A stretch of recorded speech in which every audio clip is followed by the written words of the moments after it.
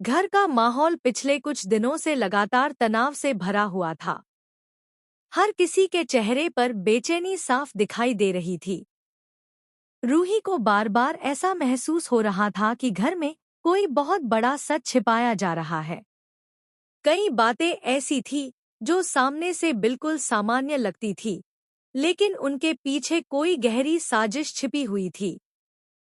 राध्या भी पिछले कुछ समय से काफी परेशान थी। उसे लगने लगा था कि परिवार के कुछ लोग जानबूझकर सच को दबाने की कोशिश कर रहे हैं।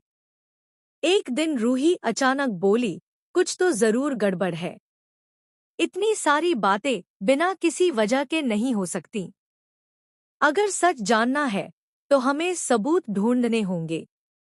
राध्या ने उसकी तरफ देखा और धीरे से कहा, लेकिन सबूत कहाँ मिलेंगे? तभी रूही को याद आया कि पुराने घरों और ऑफिसों में अक्सर रिकॉर्ड रूम होता है, जहां जरूरी फाइलें और दस्तावेज रखे जाते हैं। उसने तुरंत कहा, इनका कोई रिकॉर्ड रूम भी तो होगा ना? हो सकता है वहीं हमें सब कुछ मिल जाए। दोनों ने बिना समय गंवाए रिकॉर्ड रूम की तरफ जाने का फैसला कर लिया। रात का समय था। पूरे घर में सन्नाटा फैला हुआ था। सब लोग अपने कमरों में जा चुके थे।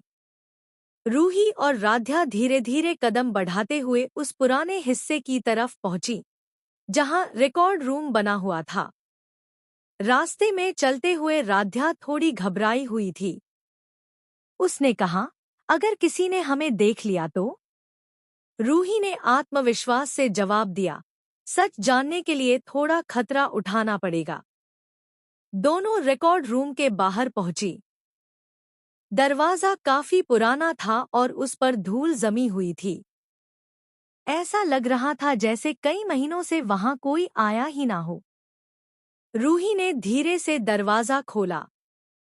दरवाजे की आवाज सुनकर दोनों कुछ पल के लिए डर गईं, लेकिन फिर हिम्मत करके अंदर चली गईं। अंदर का माहौल काफी अजीब था।